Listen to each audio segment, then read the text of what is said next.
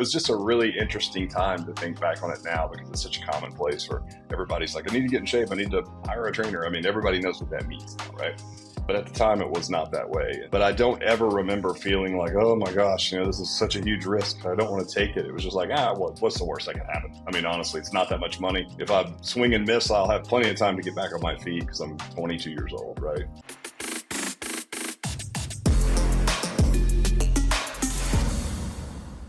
Thanks for checking out today's episode of The Experience Curve, where we explore the personal journeys of accomplished individuals, breaking down the steps they took to get where they are, which I hope just might inspire you on your own path forward. Today, I'm joined by Rick Mayo, the visionary founder and CEO of Alloy Personal Training. I always start right with people in the beginning. For you, that was 1992.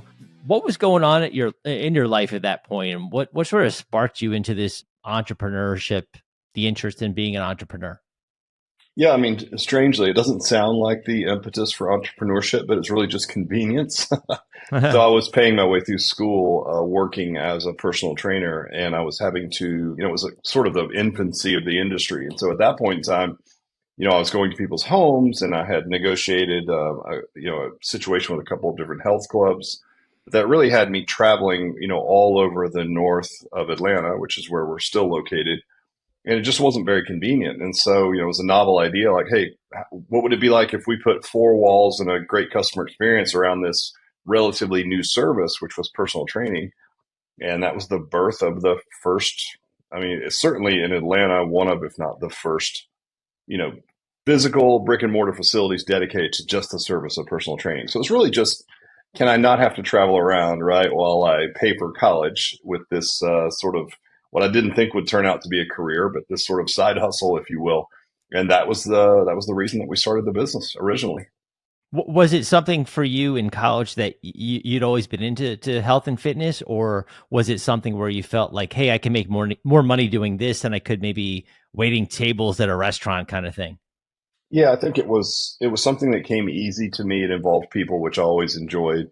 And, I think like a lot of people that might be listening, you start exercising maybe in your teenage years for sports or whatever. And then, maybe then you're trying to pick up a mate after that, right? You're trying to look good or whatever those things are. And of course, it evolves in the industry, and, all the reasons to exercise have certainly evolved beyond just the aesthetic reasons. But at the time, it was just something I really enjoyed. It was a hobby, and I knew it would help people, and it was fun to help people and get paid well to do so. And you got to socialize at the same time. And so it's sort of all my favorite things packaged into an interesting service.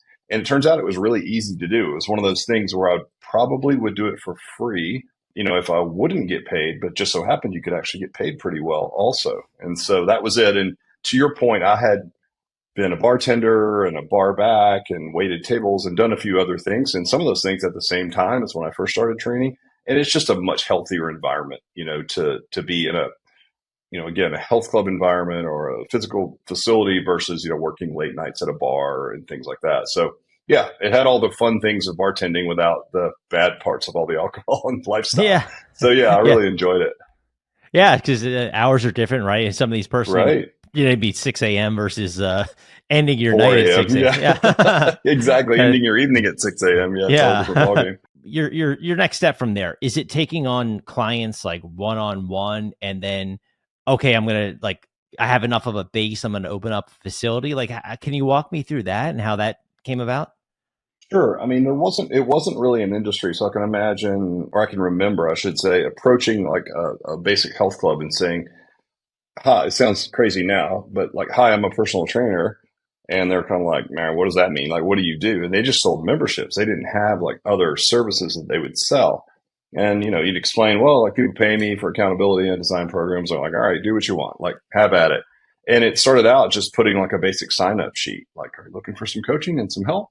Put your name and phone number here. And it was just like pre-cell phones. And so a little bit less creepy, but people would sign up, and I just call my list and meet them for a free consultation, tell them what I did. And, they would buy packages of sessions back then. And that's sort of the way that we built it.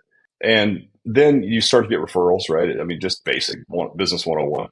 Ask for referrals, friends, family, spouses, that type of thing. A lot of it was built based on that. There was no real digital marketing at the time. And of course, you could like take out an ad somewhere, but there weren't a lot of other than newspapers and things like that, there weren't a lot of places where an individual coach with a relatively small marketing budget, would go and then advertise for their services. So it was all referral driven, which is great. I mean, it's still the best source of new business for even for our franchisees at this point. So it wasn't a bad way to build a business. You just, again, at the time that was it. And I didn't need as many customers if I was training them myself and it was all one-on-one based training, especially at first when I was traveling around. I mean, I could maybe see 4 or 5 people a day and that was it, right?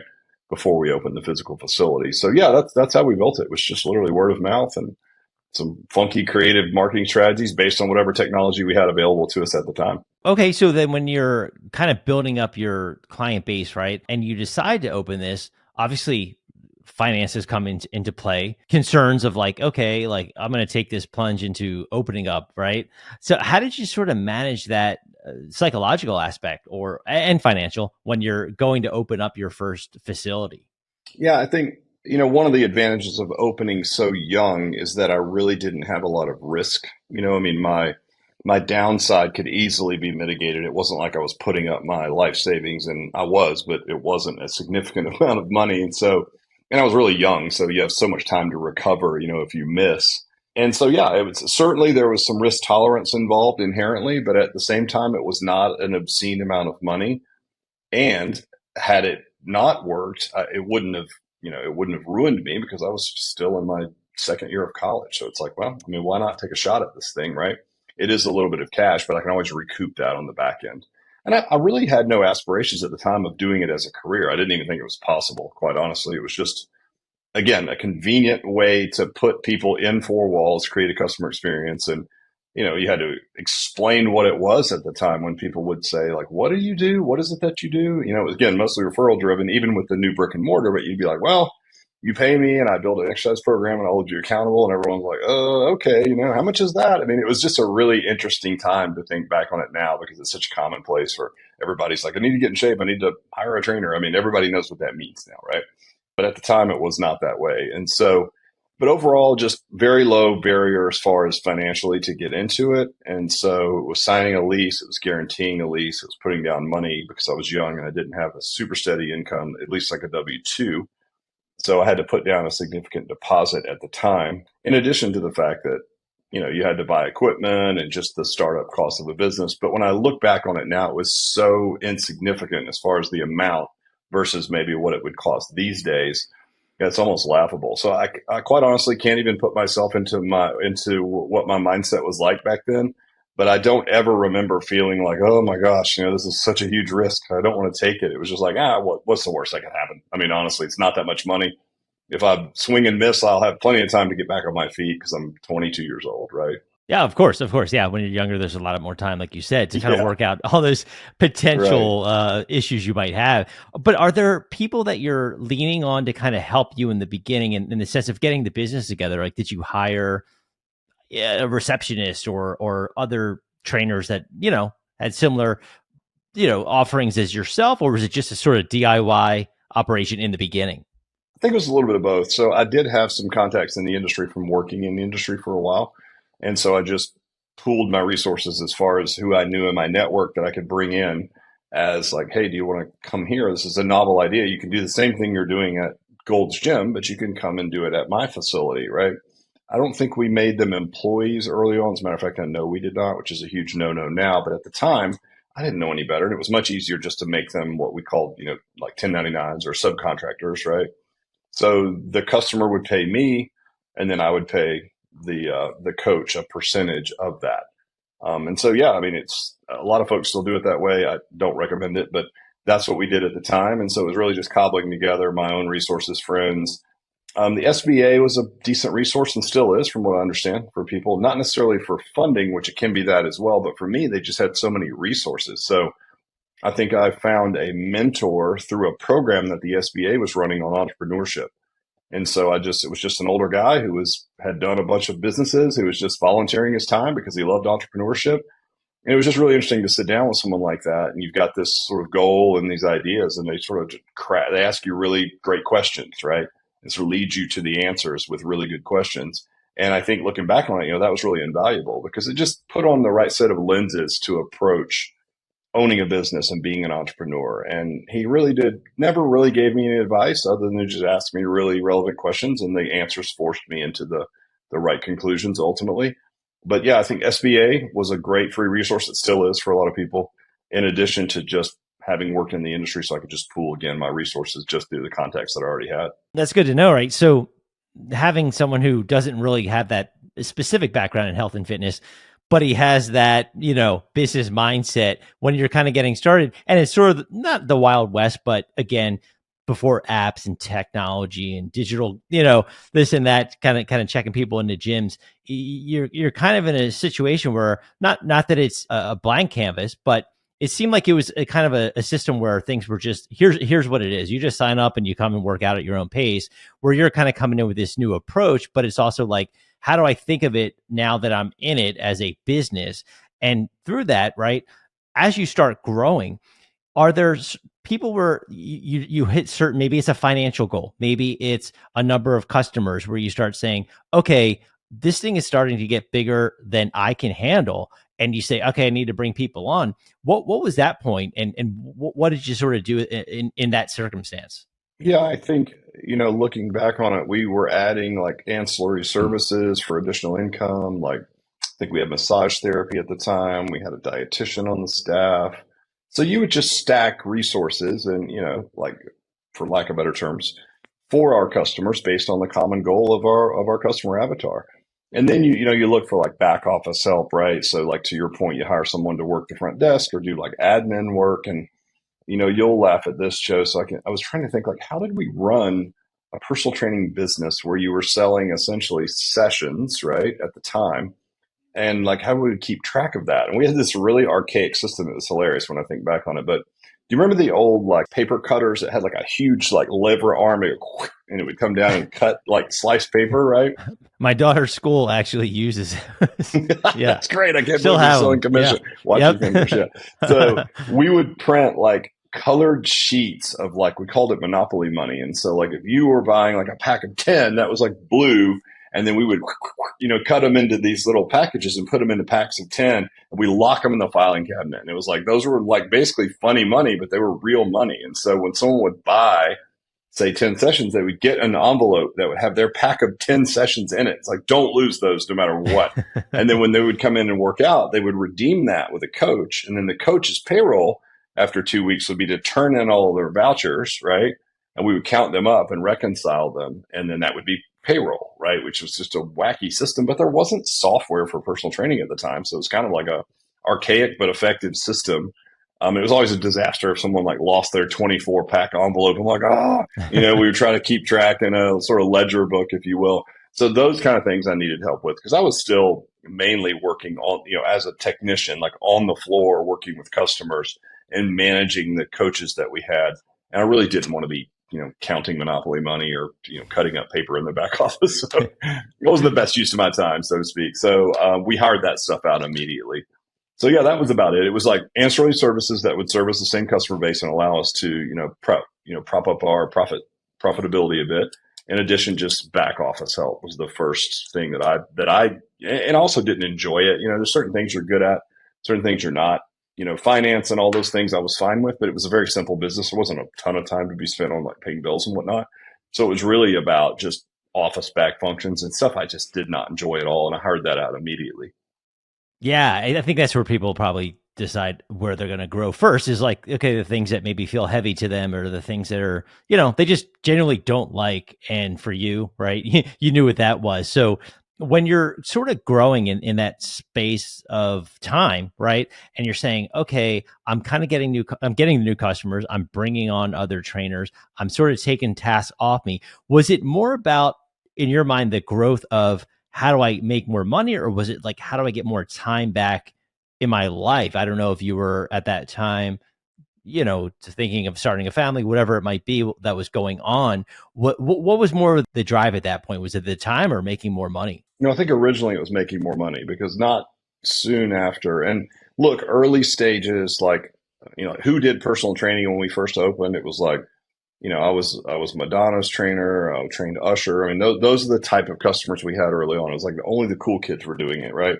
Then it sort of Mhm. evolved past that, where it's like just people were like, hey, we became known as like a weight loss solution, or anything you need for health and fitness. So once the cool kids kind of weren't the only ones doing it, then it was like, okay, I got married and had kids, so I had a mortgage now, a kid. I'm married. It's like, okay, I need to make more money, and so I didn't mind working, and I still really enjoyed the work. So the first order of business was more money, right, to support a family. And then eventually you start to realize, okay, you want to buy some of your time back, and you have to stack skills as well, right? This whole long entrepreneurial journey is about like, stacking skills so that you earn yourself a better opportunity vehicle. So one of those skills may be like, how do you buy back time? Like what does that really mean? How do you get bandwidth in a business, and how do you do it and still stay profitable? Once you develop that skill, then your opportunity vehicle can improve a bit, right? And so that's sort of the dance of entrepreneurship from then until now is like, okay, you have to upskill yourself to earn the right to have a better opportunity vehicle. And so that was the first step, I think, was to say, well, first I can make more money by just doing more of the thing I'm doing. That's not super scalable long term because, to your point, I'd be working till 9 o'clock at night, go home, crawl in the kid's bed, read them a book, and then fall asleep with them, in the bed, like still in my work clothes because I was exhausted. But that's okay. That's how you learn to make the sausage, so to speak. And then once you do that, you're like, okay, I need to buy some of this time back. So I don't want to work evenings anymore. So what is that going to take? It's like, well, then I'm going to need more customers because I make less margin when paying someone else to service said customers. And so you just sort of put it together over time. That's like a 33-year journey. So that work schedule to earn more money probably was the first 5 or so years. And then it started to be, then we had another child. So it's like, all right, I need to start buying back some time. Then you start figuring out how to leverage, other people's, talents to help you make money. But it takes a minute, right? It really does. Because at first you just learn to do the thing and then you just do more of the thing. And that's the way you make more money. And then it's like, okay, wait, I have to figure out a different way to make more money without doing just more of the work itself. And that's a skill in and of itself, I think, for most people. Oh, absolutely. I think that time, as you get older, like you said, time is 100%. I feel more valuable than. I mean, of course, if your business is not doing well, the money is it. That's the situation you're in. But for most people, it's to get that time back. How about like marketing? In the beginning, like you said, it was word of mouth. But as you're growing and technology is evolving, how are you taking that on? Are you personally involved marketing your personal brand logos? I would imagine at some point it was, okay, now we need a website. Now we need whatever marketing initiatives you're kind of putting together. How involved are you in those, and how did they sort of evolve over time? Yeah, I mean, obviously, as technology evolved, marketing changed quite a bit. So it went, buying small newspaper ads in the local paper, right? Because we're only going to draw from a certain radius as a single brick and mortar at the time. You might buy something in the neighborhood program that would go out to one of the big neighborhoods that has super, wealthy homes in it that's nearby because that's our customer base. Started out with that. And then as digital, like you mentioned, websites, and then certainly evolving into like social media marketing. I mean, yes. I mean, and that's probably an area that's still to this day I'm most involved in is the marketing side. And it's just important. I think everyone struggles to market their business, and you have to be able to leverage whatever technologies are available to do that. And you're just basically going where the eyeballs are, really. So early on, there wasn't digital. So we went where the eyeballs were that were, again, target rich environments for our customer avatar. Now it's certainly vastly different. And there's been a million stages of that. So it's really just about keeping your eyes open and understanding the technologies that are available to you, which ones are relevant, and taking advantage of those. And as you know, it's an ever changing environment. I can remember the early days of Facebook marketing being like, oh my gosh, this is amazing, right? You could spend not a lot of money, get really inexpensive leads, and they were great leads, right?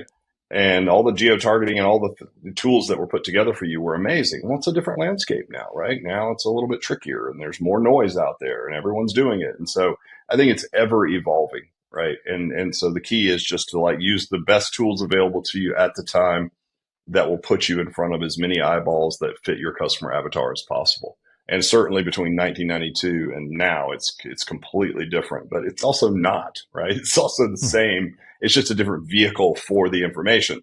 But the information and what you're trying to, portray with that information, like, hey, you're on fire, I have water, right? That's the message. You're trying to solve a problem, and you're going to use whatever medium puts you in front of the most eyeballs that you possibly can.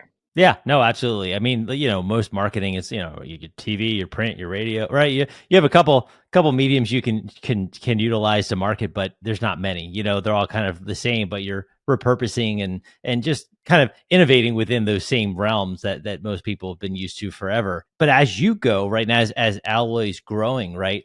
How do you like I would imagine at some point you'd have competition starting. Maybe in the beginning, like you said, it was just gold, and you're kind of at this new approach, coming to people saying like, "Hey, I can offer these services." But at like some point, I would imagine other people are starting to see the success you have, and in general, like, "Hey, I can do that. I want to do that. I want in on this market." Did you have to shift anything or come up with any sort of unique strategies to stand apart from these people? Like more of, "Hey, I was like the first one here doing this kind of thing," or what that might have been. Yeah, I think, look, it's always good to be first. So it's always good to be the first ever personal training center. But to your point, like people move your cheese pretty quickly if you're not careful, right? So it's like, it doesn't matter if you're first if you're not relevant anymore. And so I think for us, one thing that we did a pretty good job of and still do is just sort of look ahead, like what's next, like what's the next evolution of this, and it doesn't even have to be at the expense of the brand promise, right? So I'll give you an example. So we were doing personal training, and originally, as most people listening would understand, personal training was one to one, meaning like I'm one coach with working with one client. So one on one personal training is a common term used in our industry. We did that until probably the year 2000. So the first 8 years of our business. Now, what would happen was, Joe, maybe you're coming in and you're like, hey, I have a buddy that I went to high school with that now lives in the area. Like, can he come in with me? Like, it'd be cool to work out as friends. I'm like, sure. So he comes in. Now we're all having more fun, as it turns out. It doesn't take away from the workout. If anything, it adds to it. I could still privately program for both of you guys. You can do different things. You pay less, the gym makes more, the coach can make a little more. I'm like, that's interesting. And then maybe you guys are like, hey, we got a guy we golf with on the weekend. We want to bring a third. It's like, okay, right. Now you all pay a little less. You're all having more fun. There's more accountability because there's like a group to be accountable to beyond just the coach. And there's all these great things that were happening. So in the year 2000, which is really early for this play, we were like, you know what? Like that's where things are headed. And we basically just ripped the band-aid off. Now, at the time, we're doing 3,000 one-on-one sessions a month. So we have a killer business, right? And we pivot away from that, which is a huge opportunity or risk and opportunity cost to go away from that to basically start servicing personal training in a small group setting, which for us, I think at the initial time was like up to 4, right? Mhm. And then eventually till now up to 6. So we've been doing this unique product offering for 24 years now. Crazy, right? And it looks really simple, but it's nuanced. And when you do it for a quarter of a century, you get pretty good at it. So I think then the technology evolves and the tools around what we do evolve, the science evolves, the equipment, the training protocols, all of those things. And so there's always been competition, but I think the way that I heard it put, which I really enjoyed, was I'm aware of my competition, but I don't want them sitting at my boardroom table when I make my decisions. And what I hear when they say that is like, listen, I just need to I need to be aware of the landscape of what we're doing, but I also just need to keep my head down to a certain extent and just do what we do better than anyone else, right? If we just do that, there's always room in the market for that. And so certainly someone can move your cheese and you need to climb. It's like like my job as a visionary is to climb the tree every now and then and make sure we're chopping wood in the right direction, right? It's like, oh, we're going the right way. And then climb back down and say, yeah, keep going, or no, pivot to the right, whatever that is. That's my job. But if I do that every now and then, 99% of what we do is just trying to get better at what we do. Not so much worried about like, who's coming or who's doing what, or it's like, that's just a waste of energy, I feel. Right. And so I'm aware of my competition. I'm not making my decisions based on what they're doing. And thankfully, because we got started so stinking early, we've been way ahead of most folks just through trial and error, just time in the trenches. Right. And so that's been our big advantage thus far. Yeah, and I was going to ask you because you did mention equipment, right? And being so you've seen the evolution, right, of where we're at to now with machinery and where you were back then. I would imagine there's maybe a pressure or maybe it's just like, oh, this is a cool gadget. We need these things. But point being, some of the equipment you see out there, cutting edge and this and that, sort of becomes worthless. Maybe it was like a trend at the time, but you have to decide, okay, I'm going to employ some capital deploy some capital into these machines that could be deemed worthless, right? If it turns out that this is just another, like I said, trend that people just get away from. How do you sort of weigh that approach at that level as you're growing, as you're established, as you're, like you said, 3,000 appointments a month, to spend money on not cheap things to keep your gym up, in terms of who wants to stay at your place, then again, not to worry about the competition, but to move over to the competition because they have these shiny new objects. Yeah, I think, certainly now that we're in franchising, you see a lot of concepts and their entire brand is based on a piece of technology or a single modality like a bicycle or a rower or something like that. And I never quite understood that. And I'm not saying that those aren't relevant offerings or whatnot. I don't know, but I would hate to be in a franchise where the thing that I purchased falls out of favor, right? Like it's not popular anymore for whatever reason. Like, as an example, like spinning or indoor cycling, right?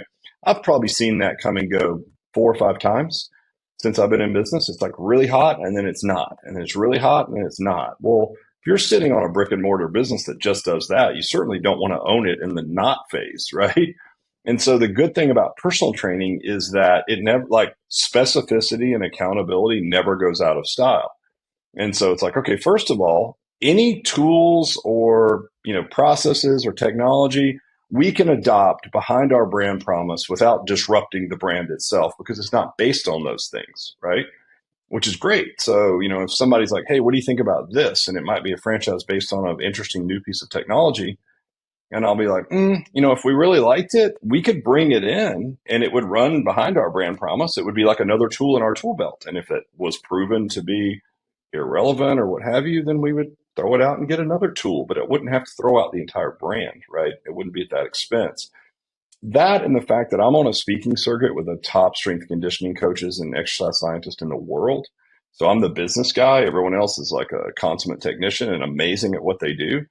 And so if something comes about that looks relevant, I can reach out to these guys and be like, hey, is this legit or not? And they can tell me in terms that I barely understand why it may or may not work for people, right? And it's not just does the thing work, but does it work in our environment? Is it scalable? What's the customer experience around it? Is it fun to use? Does it make you feel silly? Like, there's a lot of things that you have to consider when adopting like new, certainly exercise technologies. So we have certainly evolved from machine-based to more what's called functional fitness, which is like moving your body in space. Our customer avatar is 45 to 65. They want to live a great life outside the gym as well and continue to be young and as long as they can. And that type of training, again, it manifests itself much better outside the gym than just sitting on a machine, which doesn't have a lot of functional crossover outside the gym. But if machines became the thing and the best scientists in the world were confirming that, I could easily adopt those. So I think it's a set of lenses, Joe, that you put on that says, okay, will this produce the results that we want, right? Is it going to be at the expense of our brand promise? Is it scalable? Is it a nice customer experience? Does it work? Does the science prove it? And then it's great to be defensible when someone asks about a new technology or what do you guys think about this? What do you guys think about that? I'm like, well, listen, it might be great. I'm not seeing it in the best of the best in the world aren't using it. They're sort of saying maybe not so much. So I wouldn't adopt it. And if I did like it, I would adopt it. And it would sit behind our brand promise. So it wouldn't have to be the entire, offering, if that makes sense from a service standpoint. So anyway, I know it's a lot of words, but does that make sense? That's sort of our lens on adopting new technologies around workout apparatus and gear is like, maybe, like, let's see what the best scientists in the world are saying about it because they're usually on the cutting edge because they're working with the highest paid athletes in the world. If it works, we'll use it. But if it doesn't, it won't. And it might be popular. And if it goes out of style, like we always joke about, like, hey, if we find out that kettlebells cause cancer, we won't use them anymore. But like right now, we're good. And as soon as we do, great. But it's just a tool in a tool belt. It's not the whole brand, right? The whole brand isn't like alloy kettlebells. That's not what we do. And I just want to get you in the best shape possible in the most effective way that I can without hurting you, like, period. That's it. And whatever tools I need to do that, I'm going to use them. Yeah, no, that makes perfect sense. And I think when you're kind of getting started, I would imagine you did mention avatar a couple times. You said 45 to 65. That's our main avatar. Yes. And when you're, what, 22 at the time. I'm guessing you maybe didn't have that avatar in mind. Like, how did, if you did, that's awesome. Cause right. It hasn't I mean, changed, it but was the like, same then as it is yeah, now, really. that's Yeah. I mean, okay. like, That, it's just based on financial threshold. Like, who can afford personal training? sure. It's an expensive service that requires a lot of just, disposable income. Who are those people? Well, they typically have lived long enough to rub a few nickels together. They've amassed a little bit of wealth. And so it's kind of been the same avatar for me the entire time. Now, granted, we've had some customers that started with us in 92 that are still with us. It's funny. I ran into a lady in the grocery store parking lot who's been working out with us, I think, 28 years. Now, she started in her 50s, so now she's in her 80s. And she finally won like client of the month, I think. So she's like, I finally got it after 28 years. I'm like, oh, awesome. Well, maybe you'll win it again. She's like, I'll be dead. I'm like, okay, Ah, good talk. It's like, but I mean, it's really about the financial requirements to be able to afford personal training. That pushes us older in the age category. And so it's also an underserved customer avatar. So when you look at who are we going to target, like you need to be unique. I mean, there's a lot of fitness franchises. Most of them are class based and target 30-ish year old people that are already relatively fit. Big names to be like your Orange Theories or your F45s or, the people that everyone's heard of, but it's just a reskin version of the same thing. So we didn't approach franchising lightly. We had 2,500 door fronts that we were servicing from India, Dubai, everywhere as a license. And that was white labeled. So we had a lot of market research. I sat on the board for some of the largest fitness franchises, overall franchises in the world. So we got a peek under the covers of how franchising works. We had worldwide market testing, right? For where were there real gaps in the market. Just so happens that the thing that we were best at that we'd always done really well was personal training in a small group. That's a unique service offering that we perfected. And the customer avatar that we're going after, 45 to 65, I mean, people over 50 hold 70% of our nation's disposable income. Like, that might be a good crowd to chase with a high end service, right? sure. And so, like, all the stars sort of aligned. And so we had to, again, like pivoting from a one on one personal training business and going to training people in a small group was a risk. Pivoting away from a 2,500 door front business, right, that paid really well as a license and then going into full franchising. And the difference is, like, now it's got our name on the front door and it's a standalone brick and mortar. And that's a huge opportunity risk to do that. So we didn't take it lightly. We needed to really be sure there was a gap in the market. We opened a couple of pilot facilities 6, 7, 8 years ago, make sure that we could dial the thing in perfectly. And it was a long road to get there. But yeah, that was our customer avatar in 1992. And it still is today. And it's just based on financial thresholds for what folks can afford. Yeah, no, that's great. That's amazing. You ran into this lady that's been with you that long. I know. And That's, she's still there. Like, our corporate gym, was in this. I'm sitting in the same building that we opened in 92, by the way, which is wild. I mean, I've okay. probably walked through the front door millions of times. So I can imagine, like, from college until now. We moved the facility around the corner, like the actual clientele, because we need the corporate facility for training new franchisees and hosting discovery days and things like that. But yeah, every now and then I'll run into some clients that I've seen that, I mean, I've got customers that I had before I even opened my first gym that are still with us. Isn't it wild for that long? So, and you look at, like, hey, what is a personal training, like, what is our brand really about? It doesn't take a lot of customers to get a decent return on investment. So it's a small number of people that you can have very intimate relationships with. And it's really a retention model, where a lot of fitness is just like, you're basically a sales and marketing company that services fitness because you're churning out so many people and then you're having to replace so many people. You churn out 40, you sell 50, and you net grow 10 every, it's like, that's the game. Whereas with us, it's not that way at all. Very low churn level, relatively low number of clients. So once you get to capacity, it's really just about servicing people really well, like just doing fitness, right? So it's kind of fun to do the thing that you're in the business to do and not just be all sales and marketing. So we do end up keeping people quite a lot longer than most brands. Yeah. Was your background in college? Were you trying to go into like a business major, or I should have asked you that before? I started in exercise science, and then I soon realized, because personal training was a relatively new thing, a lot of people that were in my major either wanted to be sort of, college strength coach, go that route, something in athletics, or they wanted to be personal trainers. And I'm like, well, I'm already a personal trainer. And, I opened my own facility. So I'm like, well, I need to pivot to business. And then it doesn't take long studying business to realize, like, these people don't know anything about business. And I'm not saying, I mean, there's some general principles there, right? But I'm basically at this point, like, all right, if I can do it, I'm going to be a lifelong entrepreneur. I can remember sitting in a class about hiring Joe. And the guy's giving out all these principles. I had just hired like 8 people, right? And so he's giving out all these principles, and I'm thinking, and I'm not trying to be a jerk. I'm not that guy at all. But, I'm listening to this. It's like, oh, this is what you do, and this is how you hire people. And I'm like thinking, that doesn't sound right at all. So I asked him, and I didn't mean it the way it might have come out, but I'm like, have you ever owned a business? Like, have you ever actually hired anyone? I'm just curious. Like, what was your experience? And he took offense to it, as I see now, maybe why he would.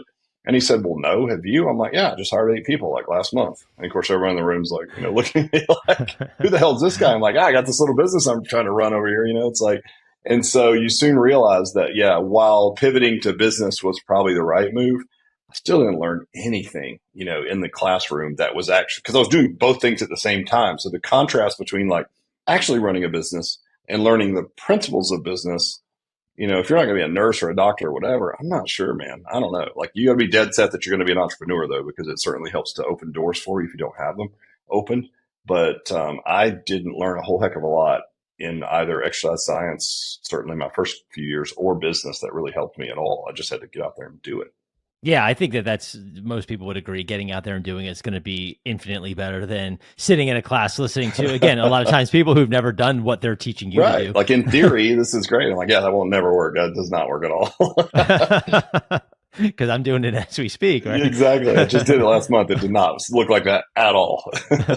But was there like a mindset shift for you as from 92 over the years, right? That you start to become like, okay, yeah, I'm into this now I realize this is a business. I need to become like a leader in this industry. I need to really just be like on top of my game, not just putting customers through the door, but in this industry. Like, was there a certain point that you reached where that kind of clicked? Yeah, when we pivoted from the one-on-one model to personal training people in small groups, obviously now we're 8 to 10 years in. So like a lot of people had followed suit, and there were not a ton, but there were facilities dedicated to just that service now.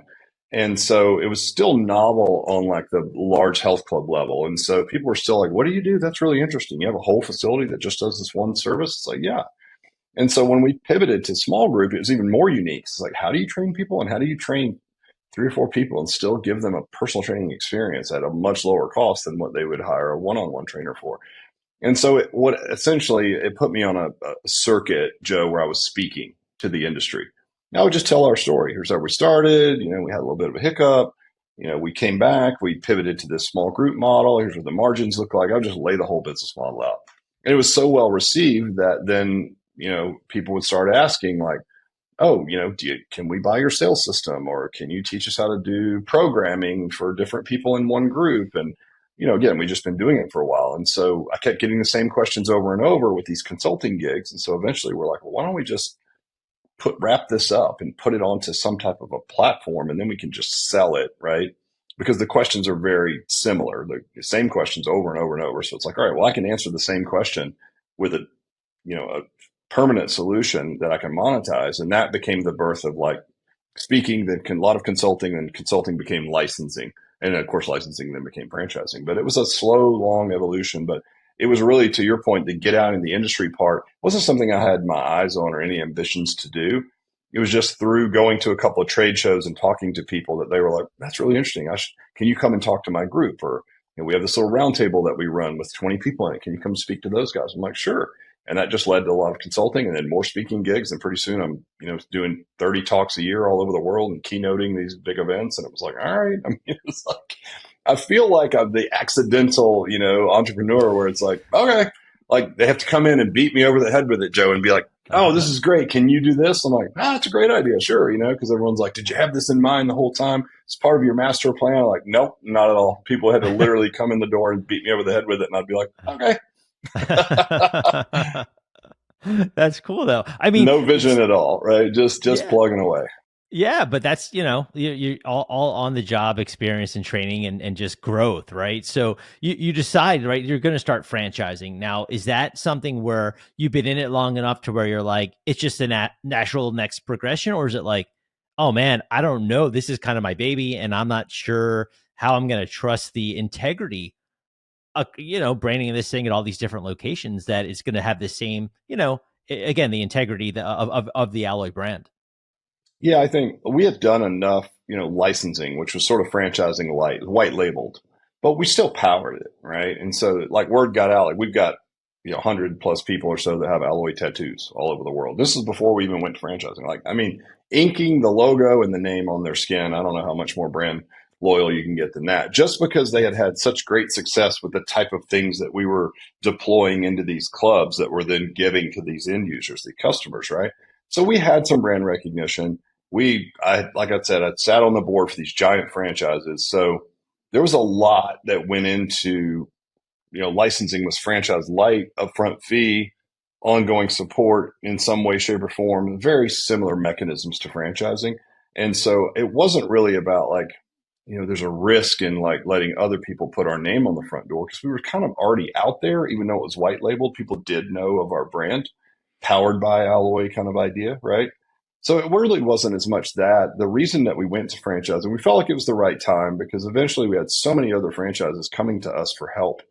And a lot of them were now in the boutique space, which is where we are, which is like, again, single service or whatever. And it's like, geez, we've been powering all these other franchises. Like, if we're going to power people just like us, we should just do our own thing, right? And we had had a few people make a run at buying our licensing company because it was a really decent company. And so it became readily apparent that the enterprise value of a license company is nowhere close to the enterprise value of a franchise company. And so if we're already powering with at least partial parts of other franchises and it's scaling well and it works, it's like, well, we should really do our own thing. So if we're going to put all this effort into like powering these other, we should just do our own because their enterprise value is much higher. And we knew that based on the attempts to acquire us from other organizations. And they were good, relevant offers, but you could tell weird things like, oh, Rick, we need a 5-year earnout, which means I'd have to work for them for 5 years as an example. And it's like, well, that means they really don't value your thing that much. They just want the intellectual property and then they want you on the team, right? It's like, ooh, I'm pretty much unemployable at that point. So I'm like, all right, that's not going to work. So anyway, we took all that information and kind of looked at the landscape. Did we have the right thing built to fill the right gap in the market? And it's a big risk. I mean, look, it's very expensive to go to franchising. It's expensive to pivot away from what was a great business to do it. But, so far it's early innings and it's going really well. But those are all the factors that we use, like enterprise value. Are we ready? Do we have the right thing built for the market, right? Do we have enough money? Because franchising is obscenely expensive from start to like making money is like, it could be a years long, year and year, multi-year gap to fill financially. So if you're not powered by VC money or something, you better have, some deep pockets and some savings, which we did. So yeah, lots of things to consider, but we didn't take it lightly, but it turns out it's so far so good. It's been the right decision. Yeah, I mean, for you, like, I believe it's on your website. There's a survey, I think, on your website that highlights like self-employment, and that leads to, I believe, it's increased happiness, improved work-life balance, and reduced stress levels. So for you, like, how do you personally relate to those sentiments? I don't know who wrote that, but they are out of their mind. I'm just kidding. Reduce stress levels? What are they talking about? No, I think so. I mean, look, at the end of the day, like, entrepreneurship, I often describe it, it's a self-help journey disguised as a business, meaning you're only going to take your business as far as you can grow personally, period. Right. Remember earlier we touched on like, skill level and opportunity vehicle, right? It's like, okay, well, earn your way into a better opportunity vehicle. So I couldn't have gone, I don't think, in 98, I'd been open for 6 years, like straight to franchising. I wasn't ready, right? Unfortunately, a lot of people are, and that's how they start the business. And maybe they have franchise experience in a different arena or, a different brand or something. Good for them. I was not that person. So for me, I needed to earn my way into it, right? And so I think that's it really in a nutshell is like, listen, it just over time upskilling, and then that gives you the opportunity to, to get into these better opportunity vehicles. And right now that's franchising. Yeah. So franchising for you now, is it this sort of a situation where you said you guys are still going to be hands-on, or they'll be like owner operators? How does that business model look? Yeah, most of our franchisees would be on the investor level. And so what that means is they're buying somewhere between 3 and 6 is the average that they're purchasing. And they have a development schedule. So let's just say, to keep it simple, like 1 a year or something like that. Usually when they have 6, it accelerates towards the end because they've done it multiple times and it gets easier. And then we provide a ton of resources. Like we help them find real estate. We help them negotiate the LOI. We help them with the lease. The location criteria is very specific for our avatar. So we've got the whole country mapped out. Like these are the home run areas. And this is your search area. And this is your protected area once you choose a location. And we've got final say on that because we don't want you put in the wrong spot. resources for hiring. I mean, all those dots are connected, right, for us. And so, yeah, I mean, look, it's a monster. It really is. It's a beast at times, but it's a really good vehicle for success, and I love it. And I love entrepreneurship. That's something I've grown to love. To your point about freedom and stress, it's like I love to grow and learn and stretch myself, and like I don't think I'll ever get tired of that. I think I'm more my team always jokes, they'll tell people that if they come to Discovery Day or for training, they're like, you're never going to meet a more stoked CEO than Rick, because that's true. Because I love entrepreneurship, because it's like almost like self-improvement disguised as a business. I love it, right? I mean, heck, I teach entrepreneurship at a local college. It's awesome. So that's my favorite thing. And then I've got lifelong pursuit of fitness. And now they're in the same vehicle. Like, I mean, I just hope to impart on anyone that buys an alloy or is awarded an alloy, that you can wake up every morning and put your feet on the floor and it's like you've never been more excited. And I've felt that for literally 32, now going on 33 years. And it's only more now than it's ever been, which is nuts. You think I'd be over it or bored or tired or whatever. Not at all, because there's so many evolutions of it, right? And the stakes get higher and the returns are higher and the risk is higher. But you're ready for it by then, because you have upskilled yourself. You've built, you have stoic control of your emotions. You're resilient. You're risk tolerant, all the things. And so it's just a journey, man. It takes a long time. But to say it's stress free is not true, but your tolerance of stress is different. I can't imagine the way that I'm wired, because I've only been an entrepreneur. I've never had like a job. I can't imagine like working for someone, you clocking in, going to a cubicle, commuting downtown, which could take 2 hours, and then clocking in and then just doing a job for somebody who maybe you respect or don't. And I don't know, man. I couldn't do it. And again, I'm not saying there's anything wrong with it. We have plenty of people that have been on W-2s that are looking to get out of it and get into, entrepreneurship, which is why, again, they're investing at like 3 to 6 locations. They're then hiring fitness people to run the businesses. And yeah, they're in there and they're supporting them and they're looking at the metrics or whatnot. They're just not servicing revenue. They're not personal trainers. So we're not selling to a lot of owner operators. It's really hard to scale that way.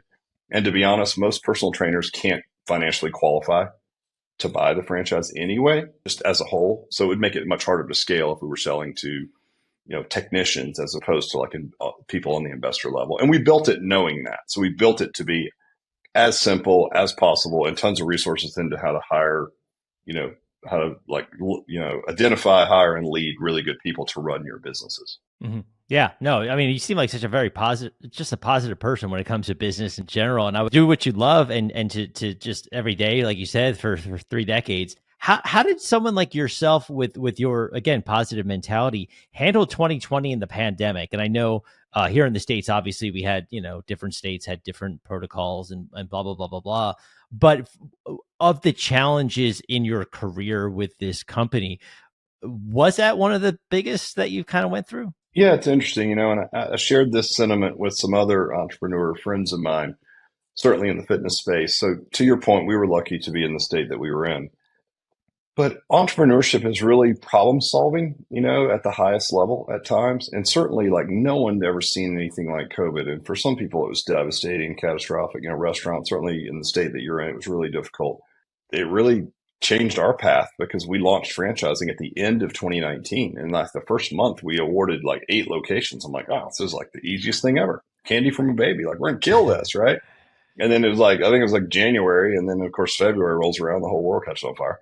It was interesting because we still were servicing our licensing revenue, and we had a predicted churn rate each month. And then we had a growth trajectory budget for franchising, and they were going to intersect perfectly, Joe, at this one juncture. And then this would get bigger and this would get smaller. And of course, all that went out the window because the churn in licensing was exponentially faster because like so many businesses couldn't pay us because they weren't open. And then obviously franchise sales and development was like nothing. There were states that weren't allowing any fitness. So like no one was buying fitness. If you were buying a franchise in those times, you were buying like home services because everyone's stuck at home and they're redoing their deck and their roof and all that kind of stuff. And so those type of franchises were killing it. We were not.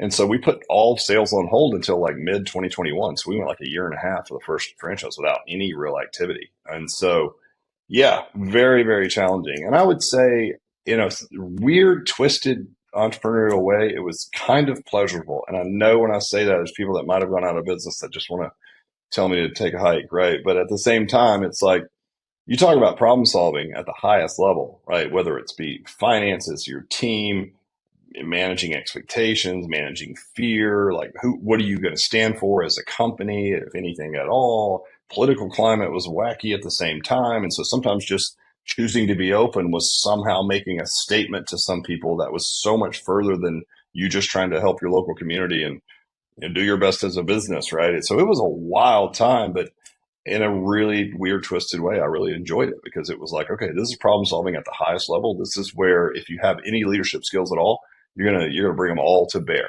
right? If you do have any. And so we fared decent. We really did. Partly because in the state that we're in, our brick and mortar corporate locations could get back open relatively quickly.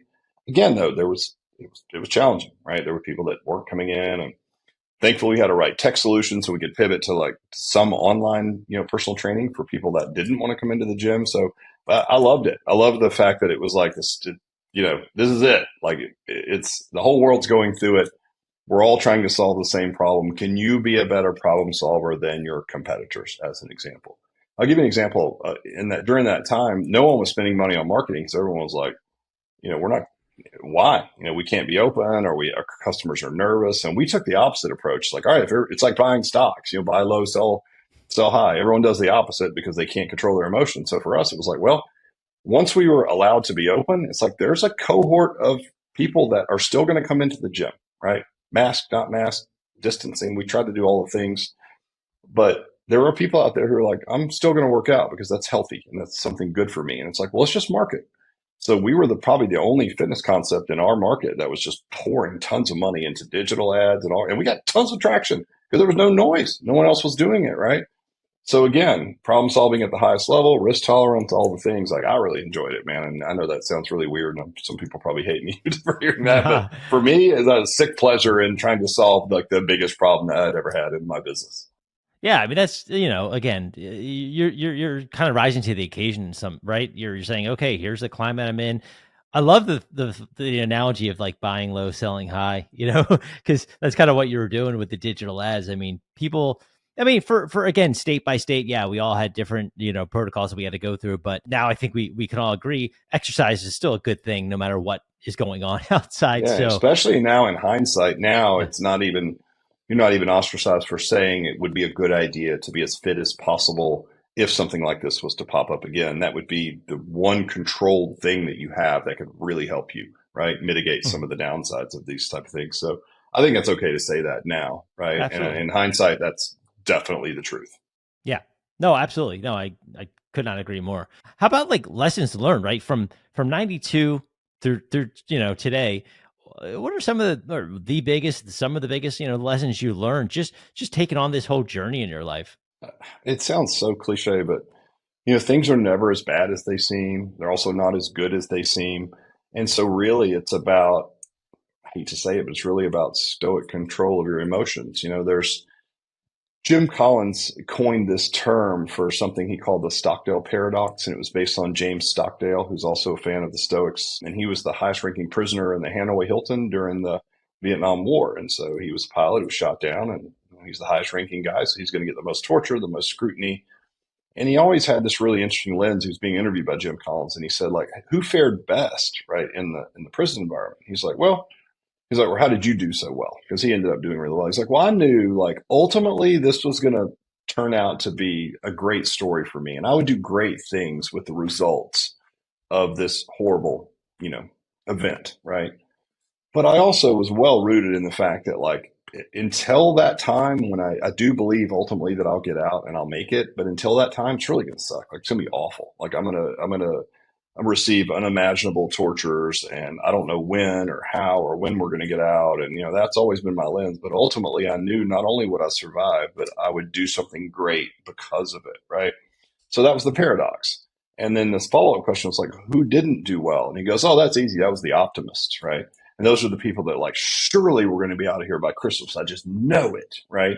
And sure, Christmas would come and go, no news, and they would literally be broken. And it could kill them in some cases because, I mean, sometimes the hope was all you had to keep you going, right? And so just really interesting. I think same for me in a lot of ways. I mean, not as like extreme examples, nothing like that. But at the same time, I think, you learn to have those stoic control of your emotions where like, don't get too excited. sort of like Warren Buffett said, like it happened during COVID, people were overextended, right? Like, oh, things are going great. I'm going to open 10 more gyms. It's like, okay, wait a minute. Like maybe, right?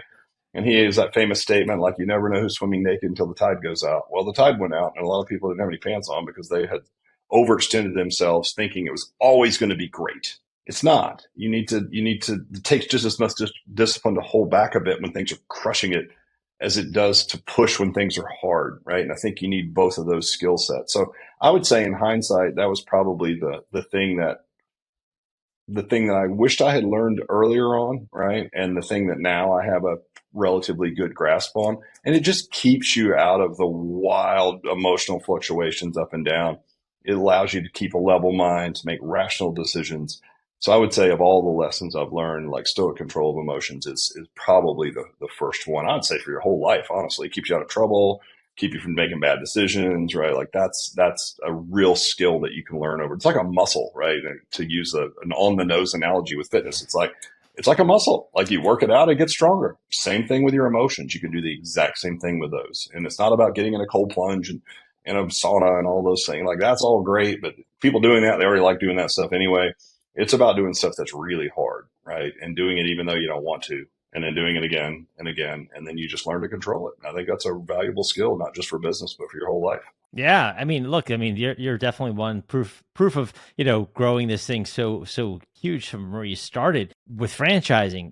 What do you see, like what's the future? I mean, for Alloy? I mean, I'm sure you're just as excited for the next 30 years, right? What do you envision for the future of Alloy? Well, when we first started, our goal was to have 800 locations in the lower 48 states by 2030, which is a pretty lofty goal. But on our current pace, Joe, we'll get there way faster than that. So that's our goal, 800 locations in the lower 48. And then obviously somewhere along that journey, because we have really good international contacts as well, is we will take Alloy certainly to areas that make sense, Canada, Australia, New Zealand, UK, places like that.